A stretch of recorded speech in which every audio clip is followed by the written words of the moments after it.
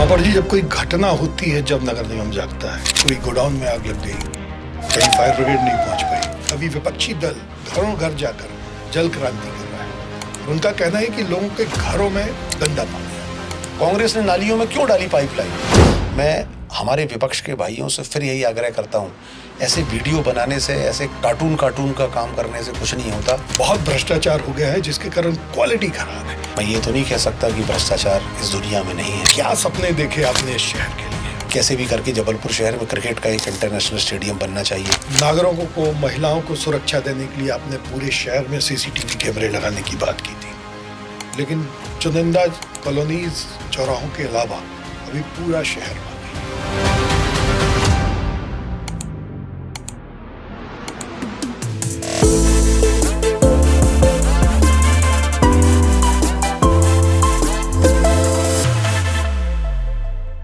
मित्रों नमस्कार, मैं हूं संजीव चौधरी और हम आपके लिए लेके आए हैं the first talk.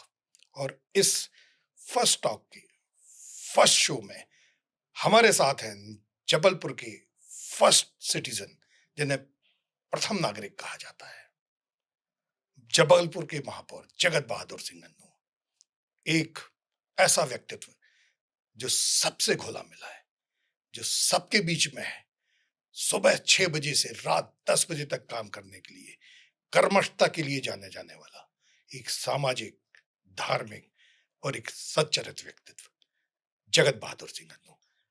Anu ji, आपका स्वागत है इस द फर्स्ट टॉक के फर्स्ट शो में।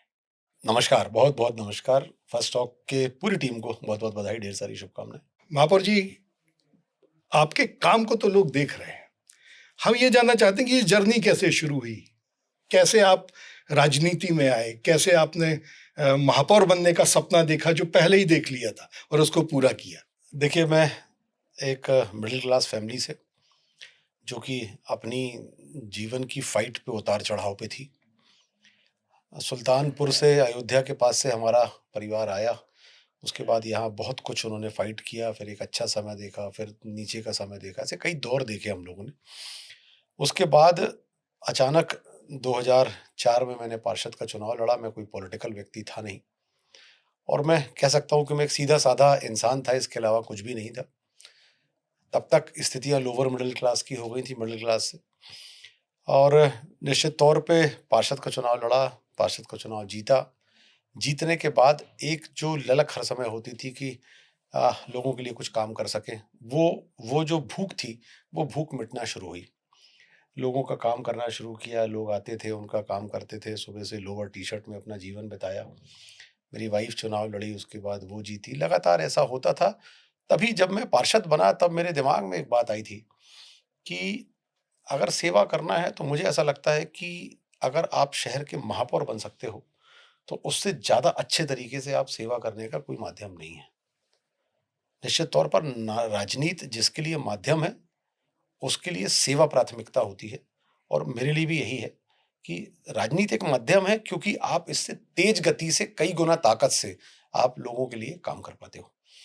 तभी से एक ख्वाब देखा, पता नहीं था कि पूरा हो जाएगा, पर दौर गुजरता गया, समय गुजरता गया, मेहनत होती रही, ईश्वर का आशीर्वाद मिलता रहा, लोगों का आशीर्वाद मिलता रहा। धीरे धीरे धीरे करके मैं जबलपुर शहर का प्रथम सेवक बना। मुझे यह सौभाग्य प्राप्त हुआ कि मैं माँ नर्मदा की तट पे बसी जबाली ऋषि की इस पावन भूमि का, रानी दुर्गावती जी की इस भूमि पर मुझे प्रथम सेवक होने का सौभाग्य प्राप्त हुआ। इससे ज़्यादा किसी को कोई एक्सपेक्टेशन नहीं होना चाहिए, ना मुझे जीवन में है। भाग्य क्या देगा, क्या दिलाएगा, नहीं पता, पर मुझे ऐसा लगता है कि आपको प्रथम सेवक होने का सौभाग्य मिल गया, इससे बड़ा और कुछ नहीं मिल सकता। और आज जो मुझे मौका मिला है, जो मुझे काम मिला है, जो मुझे दायित्व अपने समझ में आते हैं, उसको मैं करने का और निभाने की कोशिश कर रहा हूँ। मतलब आपने जब पहले से ये सोचा था कि पार्षद के बाद यदि बनना है तो महापौर, ना विधायक, ना सांसद, ना मंत्री, तो आपने उसकी तैयारी कैसे की थी? मैंने कभी नहीं सोचा कि मुझे विधायक, सांसद या मंत्री बनना है। मैंने तो सिर्फ पार्षद बना, तो चूंकि नगर निगम देखता था और महापौर को देखता था, तो मुझे ऐसा लगता था कि ये यहाँ इस कुर्सी पे बैठकर आप बहुत काम कर सकते हो लोगों के लिए। क्योंकि जन्म प्रमाण पत्र से लेकर मृत्यु प्रमाण पत्र के बीच का जितना भी लोगों का सफर है, वो कहीं ना कहीं नगर निगम पे जाके अटकता है और वहां से उनकी गाड़ी आगे बढ़ जाती है। तभी से सोचता रहता था, काम करता रहता था। कोई ऐसी एज़ सच प्लानिंग नहीं करी 2004 के बाद कि महापौर का चुनाव लड़ना है और चुनाव जीत, बस ख्वाब था। एक सोच थी कि ऐसा मौका मिले तो बहुत अच्छा होगा। हाँ, महापौर का चुनाव जब आया, उसके पहले जब महिला का आरक्षण हुआ तो मैंने सोचा शायद मेरी वाइफ़ को लड़ाया जाए तो ठीक रहेगा। उस समय टिकट नहीं मिली।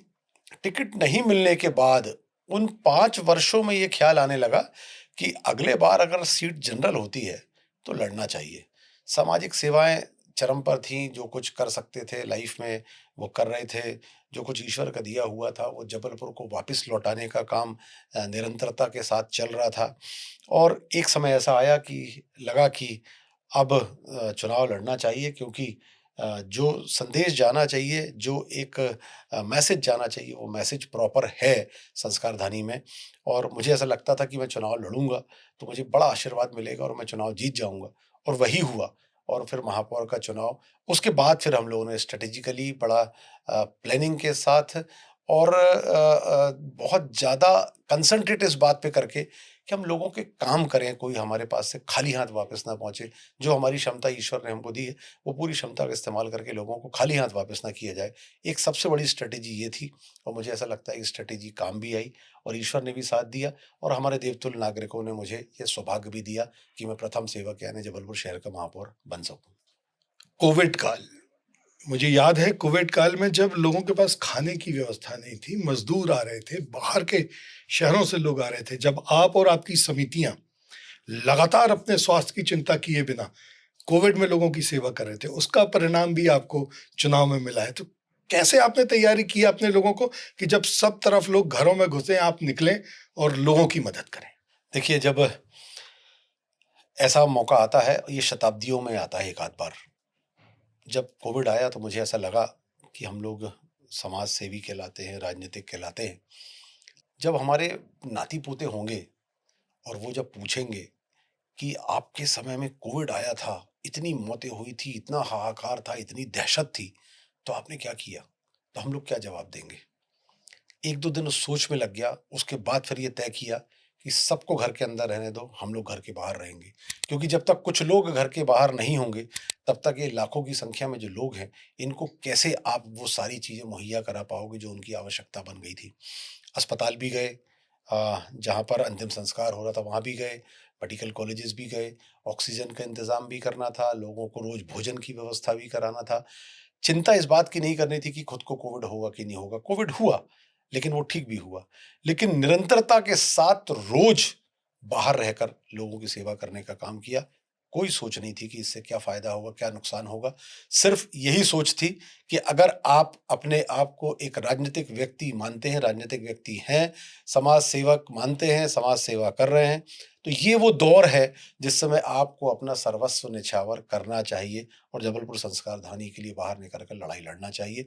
कोविड में इसलिए पूरे कोविड के दौरान में हम लोगों ने अपने साथियों के साथ मिलकर जितना कर सकते थे, उतना काम करने का काम किया। निस्वार्थ सेवा का जो सुफल है, वो मिला और महापौर की गद्दी आपके पास आई, शपथ ग्रहण हुई। उसके बाद क्या सपने देखे आपने इस शहर के लिए और कितनों को पूरा कर दिया अभी तक? देखिए, निश्चित तौर पर जब सोच थी कि महापौर बन सकूँ, कुछ कर सकूँ, तो एक स्क्रिप्ट भी तैयार था। स्क्रिप्ट में बहुत सारी बातें थी। उसमें धार्मिक बातें भी थी, आध्यात्मिक बातें भी थी, सांस्कृतिक बातें भी थी, समग्र विकास की बात भी थी। सबसे पहली बात तो यही थी कि माँ नर्मदा में जो गंदे नाले मिल रहे हैं, चूँकि माँ नर्मदा हमारी आस्था का केंद्र भी है और हमारी जीवन रेखा भी है। बिना माँ नर्मदा के हम लोग अपने जीवन के बारे में सोच भी नहीं सकते, और उसमें गंदे नाले मिलते हैं। तो सबसे पहला काम यही किया कि माँ नर्मदा में एक भी बूंद गंदे नाले का पानी ना मिले। एसटीपी प्लांट लगाए गए और साफ-सुथरा पानी माँ नर्मदा में गया। उसके बाद एक सड़कों का जाल बिछाया जाना था, जो हमारे नाले-नालियाँ हैं, इसको बनाना था। एक महानगर की शक्ल कैसे लेगा शहर, उस पर चिंतन था। फिर स्वच्छता की बात आती थी, जो नगर निगम का प्रमुख काम है, उसमें देश में हम लोगों को 5वां स्थान मिला। फिर एयर क्वालिटी की बात आई, उसपे हम लोगों ने काम किया, तो देश में हम लोगों को दूसरा स्थान मिला। गड्ढा मुक्त शहर करना था, तो लगभग जो प्रमुख सड़कें हैं, वो आज गड्ढा मुक्त हो गई हैं। नाले-नालियों की जो व्यवस्था करनी थी, निकासी की व्यवस्था करनी थी, वो निकासी की व्यवस्थाएँ की गई। इसके अलावा यूएन से हम लोगों ने यूएन वुमेन से हम लोगों का अकेला नगर निगम जबलपुर है जिसका एक एमओयू साइन हुआ जिसमें तय हुआ कि वुमेन सेफ्टी के लिए जबलपुर शहर यूएन वुमेन के साथ पूरे देश में अकेला शहर है जो काम करेगा। ऐसे बहुत सारे काम हुए। हम लोगों ने प्लांटेशंस को लेकर बहुत काम किए, पर्यावरण को लेकर उसके संरक्षण संवर्धन के लिए बहुत सारे काम किए, तालाबों के लिए बहुत सारे काम हुए और जो जो लोग हमारे रोजगार को लेकर हम लोगों ने बहुत सारे काम किए। हमारे यहाँ जो संविदा कर्मचारी थे, 9,000 रुपये प्रति माह मिलता था, उनको 21,000 रुपये प्रति माह किया। ऐसे बहुत सारे मौके मिले एक समग्र विकास करने के लिए, जिससे कि हम ये कह सकें कि सिर्फ अधोसंरचना नहीं, एक वातावरण भी शहर के अंदर बनना चाहिए।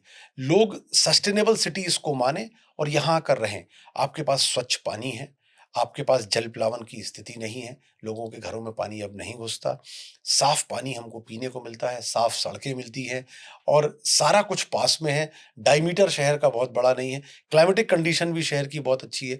तो जो प्रकृति ने हमको दिया उसके साथ हम लोग जो ऐड ऑन करके शहर को सस्टेनेबल बना सकते थे, वो बनाने का काम किया। आज बड़े अस्पताल शहर के अंदर हैं, आज बड़े स्कूल हैं, बहुत सारे 5 स्टार लेवल की हमारे यहाँ होटल्स हैं।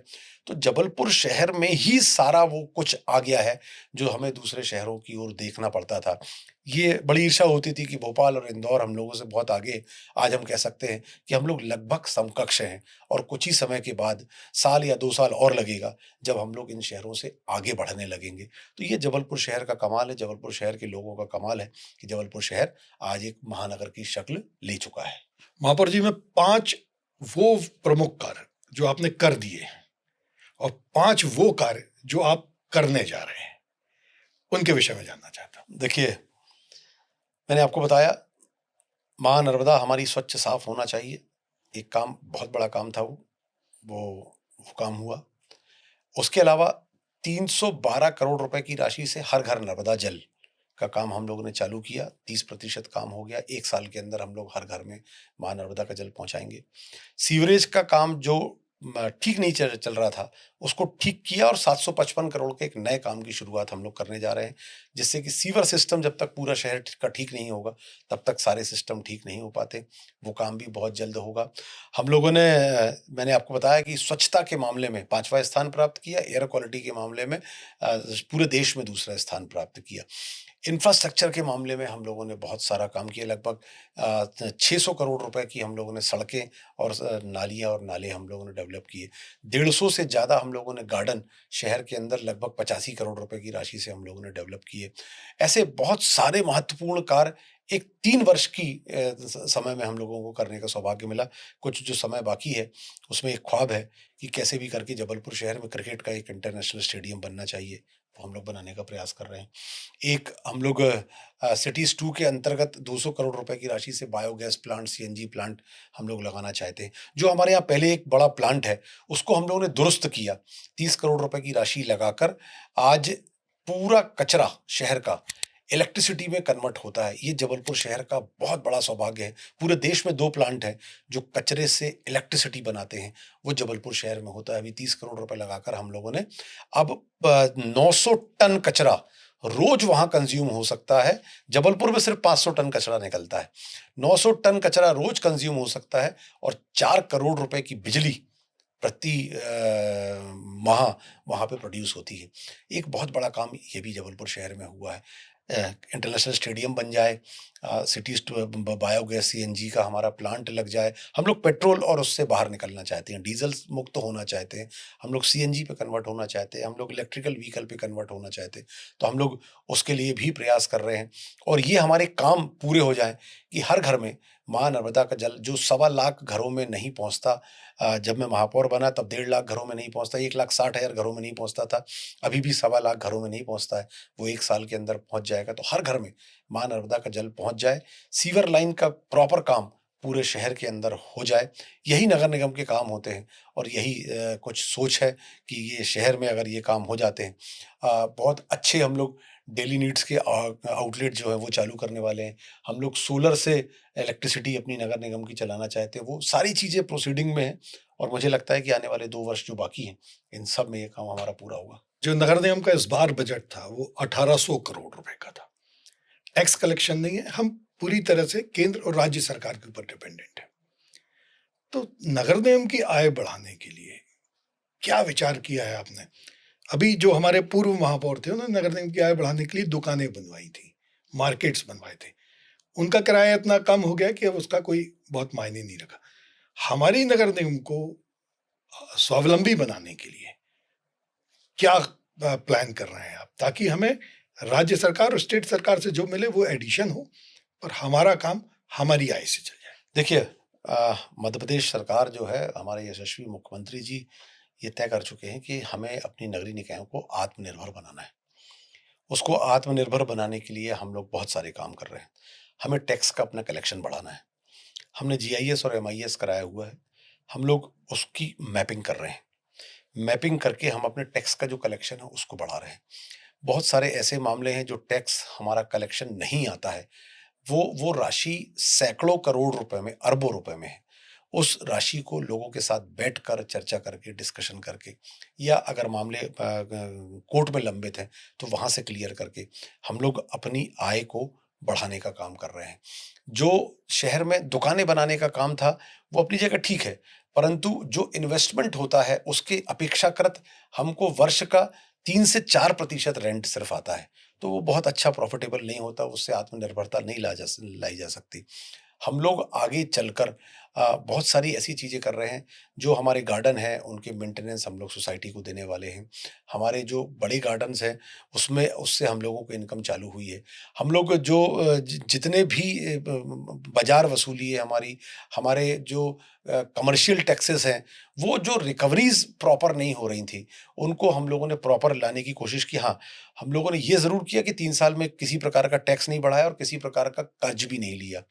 और सेंट्रल से, स्टेट से हमको जो पैसा मिलता है उसका हम बेहतर इस्तेमाल तो करते हैं, पर हम अपना टैक्सेशन हर वर्ष जो 15% से 20% बढ़ता है, इस बार हम लोग उसको 25% के ऊपर ले जाने की बात कर रहे हैं। और जब ये हम ऊपर ले जाएंगे तभी ये सब हो पाएगा, और विभिन्न माध्यमों से इसको हम लोग ठीक करने का काम कर रहे हैं। महापौर जी, जब सब तरफ महंगाई है, सब तरफ खर्चे बढ़ रहे हैं, तो ये राजनीतिक मुद्दा क्यों है कि हम बजट में टैक्स नहीं बढ़ाएंगे? नहीं, देखिए, ये राजनीतिक मुद्दा नहीं है। ये तो एक समय काल परिस्थिति है। कोई ऐसा हम लोगों ने कहा नहीं है कि हम कभी टैक्स नहीं बढ़ाएंगे। ये समय के हिसाब से, आवश्यकता के हिसाब से है। इंदौर ने टैक्स बढ़ाया, रीवा ने टैक्स बढ़ाया, सतना ने टैक्स बढ़ाया, भोपाल ने टैक्स बढ़ाया। कांग्रेस और भाजपा शासित दोनों जो जहां पर महापौर हैं उन्होंने टैक्स बढ़ाया, और 2-2, 3-3 बार बढ़ाया है 3 वर्षों में।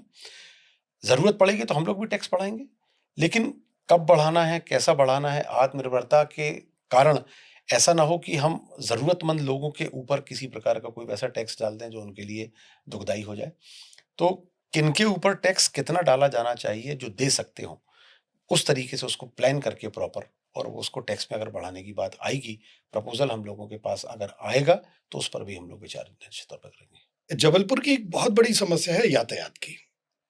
एक तो अव्यवस्थित यातायात है, दूसरा सुअर, कुत्ते, जानवर, ये भी यातायात को बाधित करते हैं। अभी तो सुप्रीम कोर्ट ने भी कहा है कि अब जो मुख्य मार्ग हैं वो कुत्तों से विहीन होने चाहिए।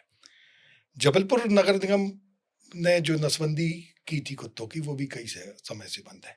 अब चूंकि निर्देश है सुप्रीम कोर्ट के, कैसे करेंगे आप जानवरों को देखिए, जहाँ तक सड़कों से मुक्त? सूकरों की बात है तो आप देखें, जबलपुर शहर में हज़ारों की तादाद में सूकर होते थे।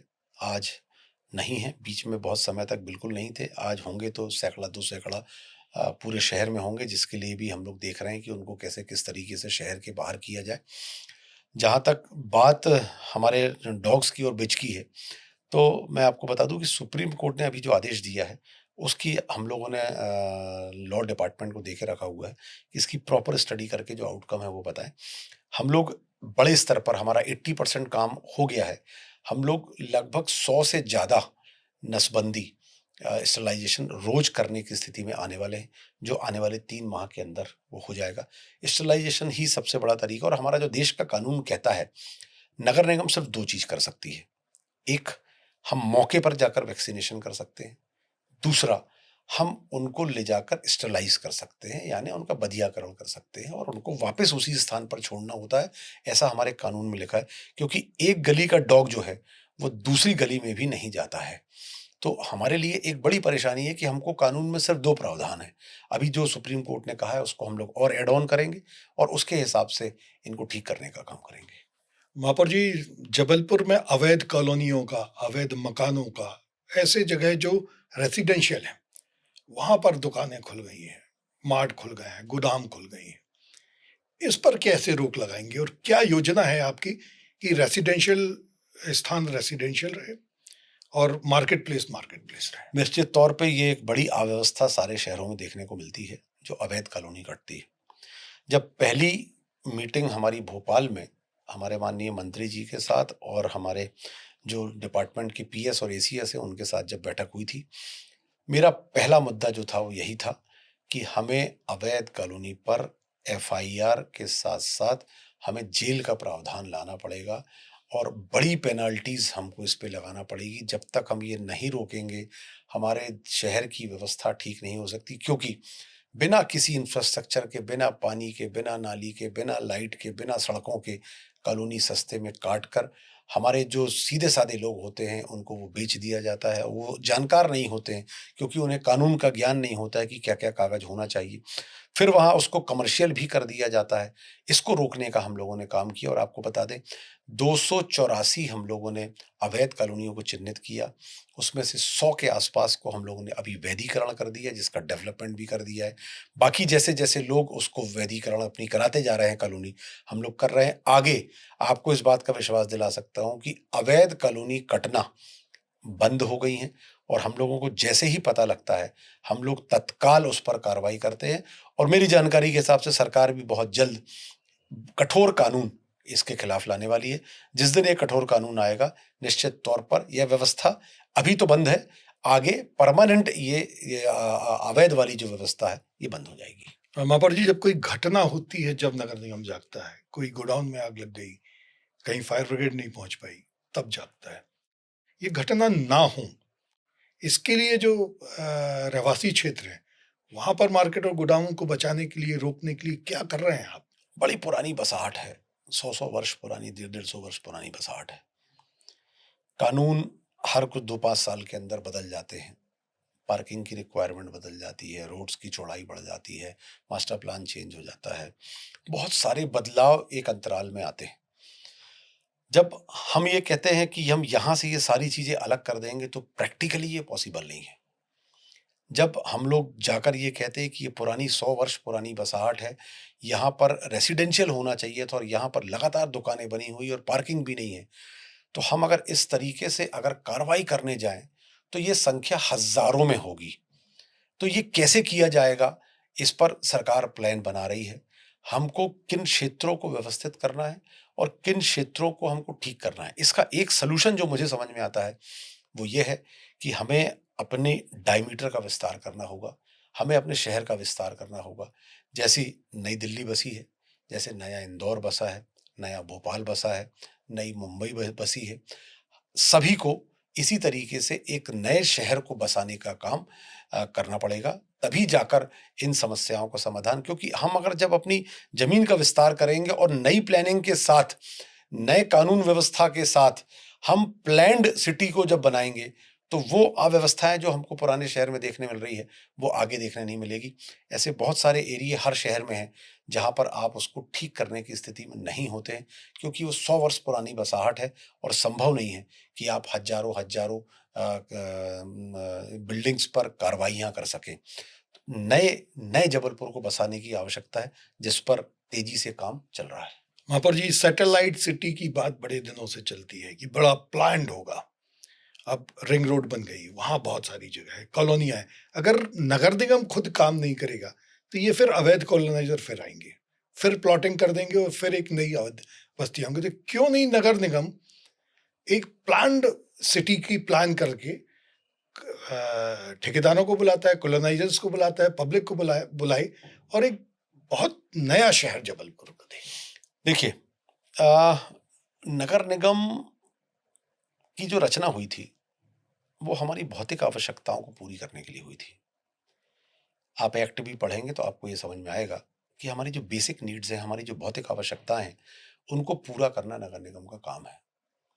एक बड़ी स्मार्ट सिटी बनाना या एक बहुत बड़ा कोई नया शहर बसा देना या सैटेलाइट सिटी बना देना, ये नगर निगम के बजट के बाहर की चीज़ है। नगर निगम एजेंसी हो सकती है, ये पहल सरकारों को करना होगी और सरकारें कर रही हैं। लगातार इस तरीके से काम किए जा रहे हैं। अगर हम लोग स्टेडियम की बात कर रहे हैं, तो ये नगर निगम के अंदर का कंसेप्ट नहीं हो सकता। चूँकि सरकार ने हमको एक रीडेंसिफिकेशन का प्रोजेक्ट दिया हुआ है कि आप अपनी जगहों को लीज़ पे देकर और उनसे पैसा निकाल कर और आप दूसरी बड़ी ज़रूरत की चीज़ें बना सकते हैं, तो ये हम लोग कर पा रहे हैं। आप चाहें कि नगर निगम कोई भी नगरीय निकाय एक पूरा शहर बसा सके, तो ये संभव नहीं है क्योंकि बजट बड़ा आम बजट होता है नगरीय निकायों का। सरकारें जब पॉलिसीज़ लाती हैं और काम करती हैं और नगर निगम को एजेंसी बनाती हैं, तब ये काम हो पाते हैं और इसलिए ऐसे बहुत सारे काम हो भी रहे हैं और लगातार चल भी रहे हैं और आने वाला समय होगा जब बड़ी नगरीय निकायों को बड़ी-बड़ी सैटेलाइट सिटी बनाने का वो दौर भी आएगा, वो समय भी आने वाला है, जब ऐसे नए शहर हम लोगों के नगरीय निकाय के माध्यम से सरकारें निश्चित तौर पर बनवाएँगी। आपको क्या लगता है कि विकास प्राधिकरण है, नगर निगम है, स्मार्ट सिटी है, हाउसिंग बोर्ड है, ये सारे अलग-अलग काम करते हैं अपने-अपने। क्यों नहीं इनका एक नगर निगम के नेतृत्व में एक ऐसा संगठन बने जो शहर का एक समुचित विकास करे? चूँकि मोर और लेस अगर आप मानेंगे तो ये कहीं न कहीं संचालित नगर निगम से ही होते हैं। स्मार्ट सिटी एक छोटा पार्ट नगर निगम का ही है और हाउसिंग बोर्ड और जीडीए सीधे तौर पे तो नहीं परंतु वो कनेक्टेड रहते हैं एक-दूसरे से। एक-दूसरे की प्लानिंग से वो डेवलपमेंट करने के बाद हस्तांतरित करते हैं नगर निगम को। कनेक्टिविटी है, पर एज़ अ होल एक बॉडी काम जब करेगी, तो उसके अगर फ़ायदे हैं, तो उसके नुकसान भी हैं। तो ये निश्चित तौर पर जब हमको ये सोचना होगा कि एक संस्था इकट्ठा होकर ये सब पूरे काम करे, तो उसके नुकसान को भी हमको ध्यान में रखना होगा। इसलिए अलग-अलग संस्थाएँ बनाई हैं, उनके दायरे अलग-अलग हैं, उनके काम की जगह अलग-अलग हैं, जिससे कि वो अपना-अपना काम बहुत अच्छे तरीके से कर पाते हैं। और मुझे ऐसा लगता है कि सब कनेक्टेड हैं और सब कनेक्टेड होके ये काम कर रहे हैं और सबको अलग-अलग कामों में सरकारें अलग-अलग प्रकार की एजेंसी बनाकर और उनसे काम करवाती हैं और निश्चित तौर पर उससे काम सब प्रकार से ठीक चलता है। नागरिकों को, महिलाओं को सुरक्षा देने के लिए आपने पूरे शहर में सीसीटीवी कैमरे लगाने की बात की थी। लेकिन चुनिंदा कॉलोनीज़, चौराहों के अलावा अभी पूरा शहर बाकी है। जी, निश्चित तौर पे ये एक बड़ा टारगेट है और ये होना चाहिए और सर्विलेंस पे हमारा शहर आ जाए, ये होना चाहिए। ये काम मुझे ऐसा लगता है कि मेरा बाकी है और ये काम मुझे भविष्य में मैं पूरी कोशिश करूँगा कि इसके लिए साधन जुटा सकूँ, जिससे कि ये काम हम लोग कर सकें। बड़ा पार्शियल काम ये एक छोटी उसमें हुआ है, पर आगे आने वाले समय में मुझे पूरा विश्वास है कि हम लोग पूरे शहर को या एक बड़े पार्ट को शहर के या प्रमुख क्षेत्र को शहर के हम लोग सर्विलेंस पे ला पाएँगे। इस समय जल बहुत बड़ा मुद्दा है। एक तरफ तो आप दावा करते हैं कि नर्मदा में कोई भी बूंद पानी की दूषित नहीं जाएगी। दूसरी तरफ आपने ये भी दावा किया कि जो आपके जल शोधन संयंत्र हैं, वो भी पूरी तरह से शुद्ध जल दे रहे हैं। लेकिन उसके बाद भी अभी विपक्षी दल घरों घर जाकर जल क्रांति कर रहा है और उनका कहना है कि लोगों के घरों में गंदा पानी आता है और वो इसका प्रमाण भी दे रहे हैं। देखिए अ, आप प्रमाण किसको कहते हैं मुझे नहीं पता। वो एक ट्यूब लेके रखते हैं, उस ट्यूब में पानी को डालते हैं और कहते हैं काला हो गया इसलिए पानी खराब है। वो क्या ट्यूब है, किस विधि से वो करते हैं मुझे नहीं पता। मैंने जबलपुर इकलौता शहर है जिसने जल सुनवाई चालू की, पूरे 16 ज़ोन में और मुख्यालय में। उसके बाद माननीय मुख्यमंत्री जी ने उसको पूरे प्रदेश में लागू किया। प्रदेश में लागू करने के बाद पूरे 79 वार्डों में हम लोगों ने जल सुनवाई लागू की। आपको जानकर हैरानी होगी, मैं मुख्यालय में बैठा दोनों बार मिलाकर लगभग 75 मामले आए, उसमें से 2 मामले जल के आए, 1 मामला आया कि पाइपलाइन जो है, वो नाले के ऊपर से जा रही है, वो नाले में कभी मिल सकती है तो उसको ठीक कर दें।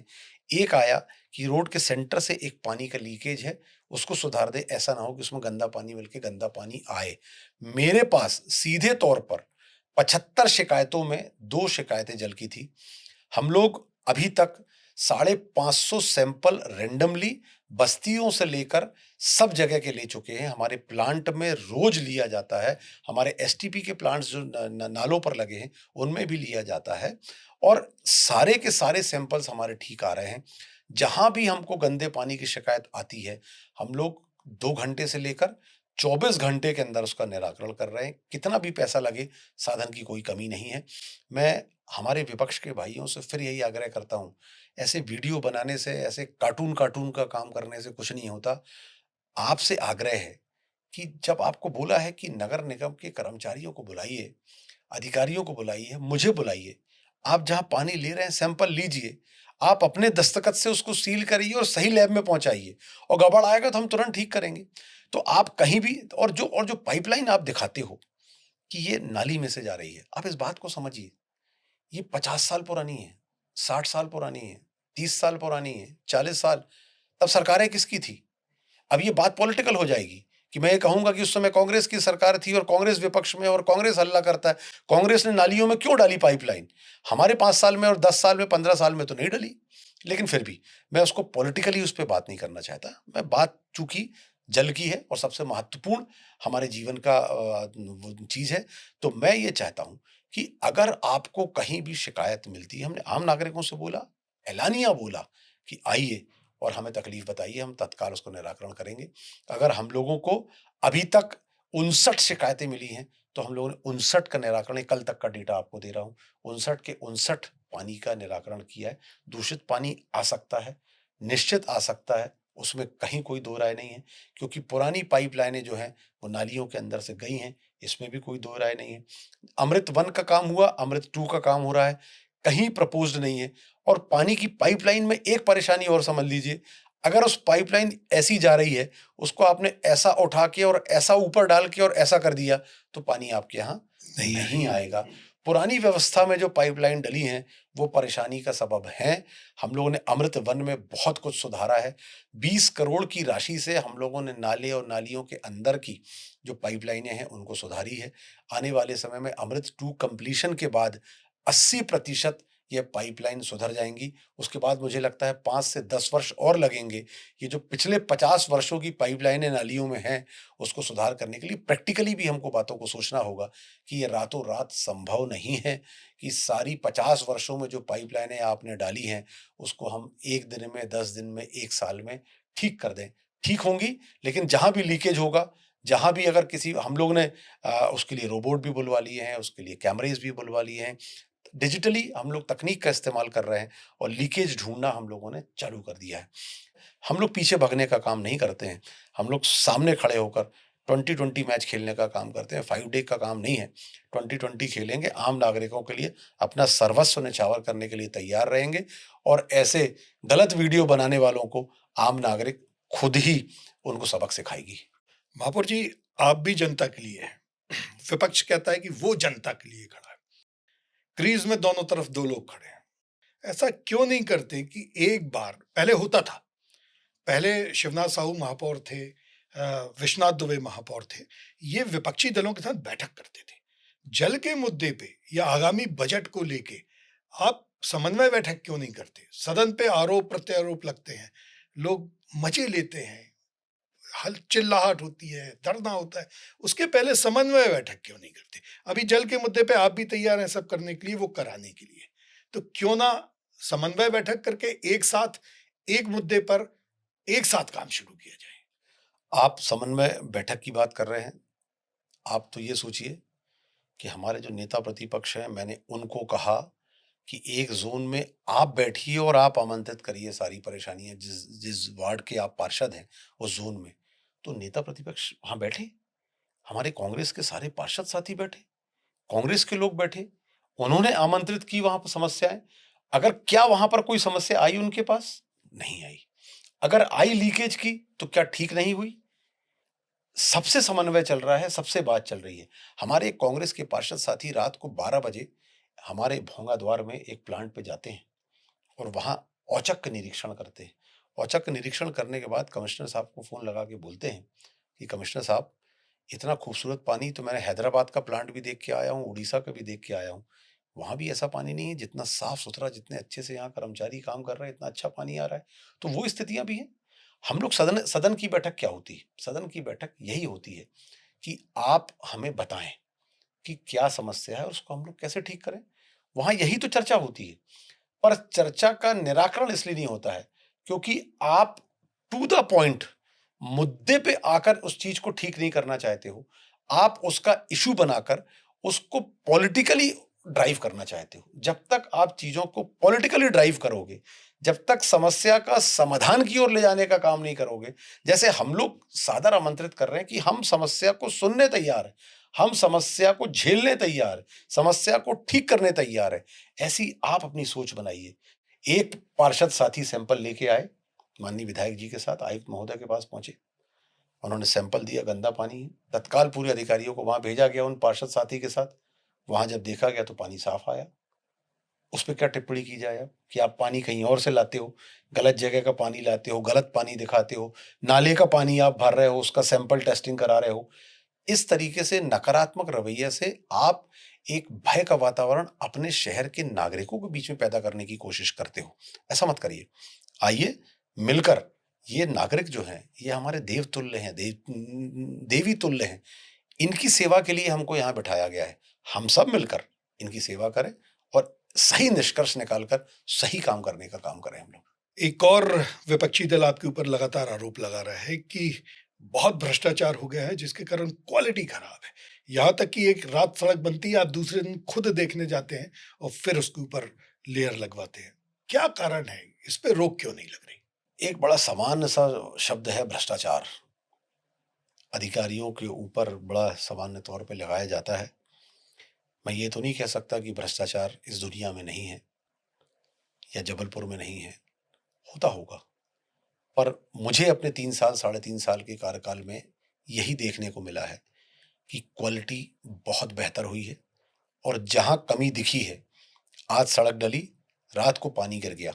मैं दूसरे दिन सवेरे गया, मुझे रोड में कमजोरी दिखी, मैंने उसको तत्काल उस पे एक लेयर और डलवाई, ठेकेदार से ही डलवाई कि हमको एंटीसिपेट करना चाहिए कि पानी गिरने वाला है। हम डामल की सड़क डाल रहे हैं, डामल की सड़क में अगर पानी आएगा तो निश्चित तौर पे पानी और डामल दुश्मन है, तो वो रोड को खराब करेगा। तो आपने क्यों एंटीसिपेट नहीं किया? तो आप उस पर एक लेयर और डालिए और उन ठेकेदारों से जो सड़कें, हम लोगों ने एक बार बीच में 72 सड़कें बनाई थी। 72 सड़कों में से दूसरे दिन बारिश हो गई, मुझे याद है। और दूसरे दिन जब बारिश हुई है 13 जून को, 12 जून को सड़कें डली हैं और ये हम लोगों ने जून के 1 तारीख से सड़कें डाली हैं 12 तारीख तक। 13 तारीख को पानी गिरा है। जो 7 सड़कें 12 तारीख को डली थी, वो 7 सड़कें खराब हुई। हम लोगों ने तत्काल बारिश के बाद वो 7 सड़कों को बिना किसी भुगतान के उसको ठीक कराया। क्वालिटी में कॉम्प्रोमाइज़ नहीं होने दे रहे हैं, लेकिन अगर कहीं हो गया, तो उसका भुगतान ठेकेदार को भुगतना पड़ रहा है। उसमें किसी प्रकार का कोई पैसा आम नागरिक का खराब नहीं हो रहा है। ये हम लोग सुनिश्चित कर रहे हैं। महापर जी, एक अंतिम बात करके इसको समाप्त करेंगे। आपने हर वार्ड में 6-6 जो डेली नीड्स शॉप शुरू करने की बात की थी और इसी से संबंधित है कि जबलपुर का यूथ जो है वो बाहर भागता है। तो एक तो डेली नीड्स का क्या हुआ? आपकी घोषणा थी, और दूसरा जबलपुर का युवा जबलपुर में रुके, इसके लिए क्या प्लानिंग है? किस तरीके से हम जबलपुर के लोगों को यहीं रोजगार दें, यहीं काम दें, या वो यहाँ के लिए काम कर सकें?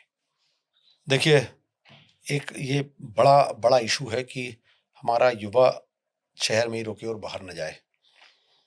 जो सक्षम लोग हैं, उनके घर के बच्चे बाहर जाते हैं, देश में भी जाते हैं और विदेश में भी जाते हैं।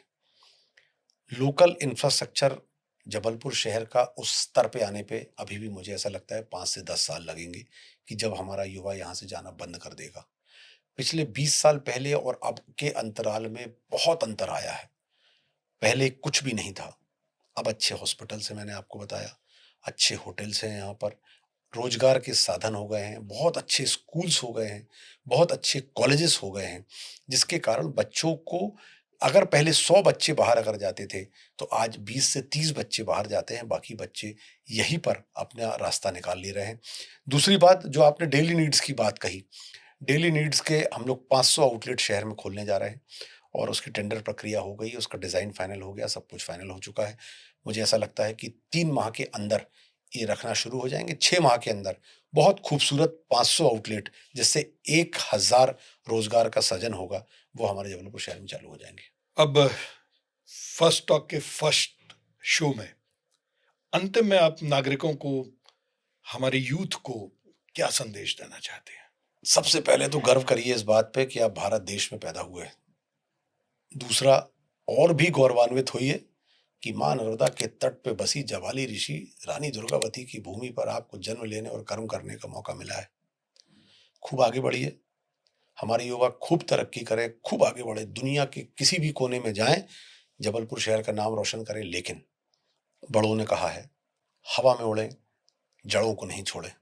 संस्कारधानी को हर समय याद रखें। जो कुछ भी जीवन में आपको मिले, संस्कारधानी को एक अंश ज़रूर दें। इसको देने से आपकी उन्नति और बढ़ेगी, ईश्वर का आशीर्वाद आपके ऊपर और बढ़ेगा और संस्कारधानी भी तरक्की करेगी। संस्कारधानी वो भूमि है, जहाँ पर जन्म लेना ही अपने आप में एक सौभाग्य का विषय है। इसको कभी मत भूलिएगा। खूब आगे बढ़िए, खूब तरक्की करिए। भारतीय संस्कृति को बिल्कुल मत छोड़िए, उसको पकड़ के रखिए। भारतीय संस्कृति के बहुत सारे पैमाने हैं, बहुत सारी बात धर्म की नहीं है, बात अध्यात्म की नहीं है, बात योगा की नहीं है, बात स्पोर्ट्स की नहीं है। बहुत सारे पैरामीटर्स हैं भारतीय संस्कृति में। माता-पिता की सेवा, गुरु की सेवा, संस्कार, बहुत सारी चीज़ें हैं। उसका दामन थाम के रखिए, निश्चित तौर पे उन्नति आपके पास होगी और अगली पीढ़ी भी सुसंस्कृत होगी और जो सेवा आप ऊपर अपने माता-पिता की और बड़ों की कर रहे हैं, वो सेवा वो आपकी करेंगे। ये संस्कारधानी है। इस भूमि को सदैव प्रणाम करिए। दुनिया के किसी कोने में रहिए, इसको कभी मत भूलिएगा। धन्यवाद। तो ये थे हमारे महापौर जगत बहादुर सिंह अन्नू। सारी बातों का बड़ा बेबाकी से जवाब दिया। जो प्रश्न विपक्षी दल के लोग पूछते थे, उनका भी जवाब दिया और क्या करने वाले हैं उसे भी बताया। 2 साल बचे हैं। 2 साल में जो वादे पहले दिन किए थे, उनको मूर्त रूप पर लेकर आएंगे, ये वादा कर कर आज महापौर हमारे साथ हैं। महापौर जी, आपका बहुत बहुत धन्यवाद। ऐसा लगता है कि आपसे बात करने के लिए तो 1-2 एपिसोड और बनाने पड़ेंगे। फिर बैठेंगे आपके साथ। निसंदेह बहुत सारी बातें और हैं, जो हो सकता है कि हम आगे के एपिसोड में जब आप समय देंगे, तो एक बार हम फिर करेंगे। तो ज़रूर हमें बताएँ, इस चैनल को सब्सक्राइब करें और ये ज़रूर कमेंट्स में लिखें कि आखिर कैसा लगा फर्स्ट टॉक। धन्यवाद।